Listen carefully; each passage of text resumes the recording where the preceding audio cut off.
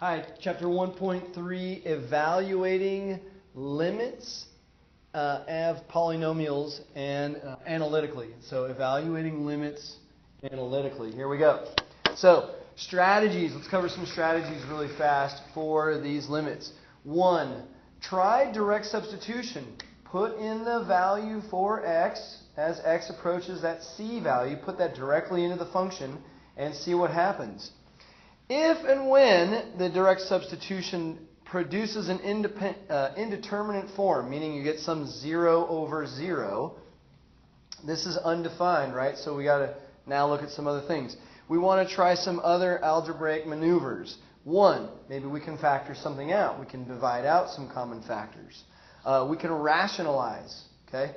We can also look at multiplying by conjugates. So there's some other algebraic maneuvers that we can do in that case where maybe direct substitution does not work as well. All right, let's look at 1. Limits of a polynomial.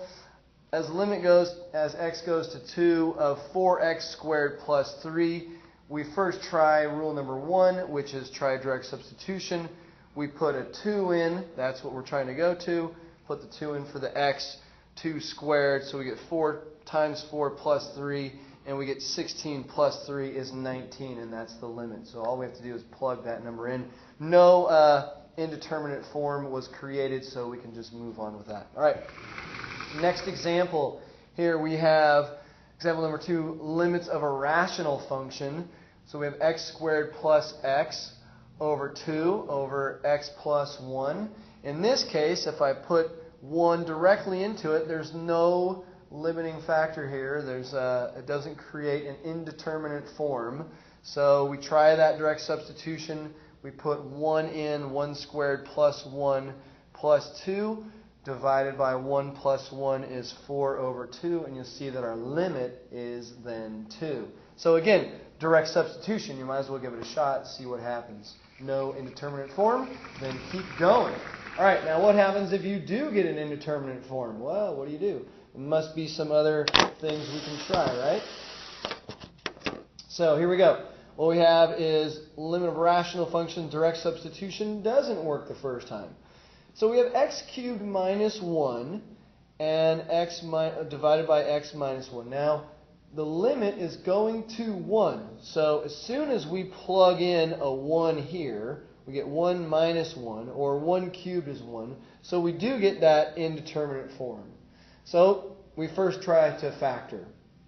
Even if we factor it out, nothing really happens because we still get 1 minus 1 is 0. 1 minus 1 is still 0. So we still get 0 over 0. However, we notice that these two common factors can divide out.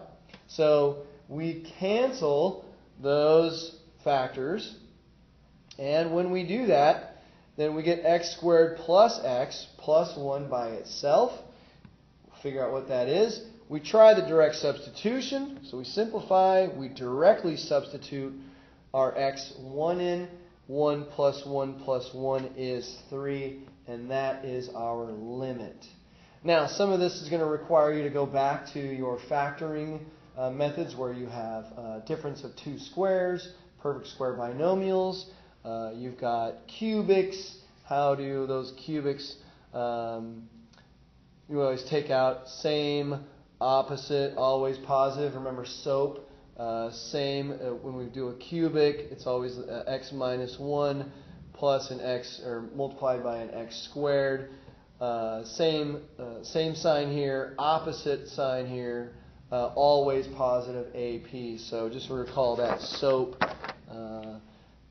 when you're dealing with cubics. So same, opposite, always positive for the last one, and that will help you do some cubics. All right? Anyway, have a great day. Thanks again. Appreciate you being here.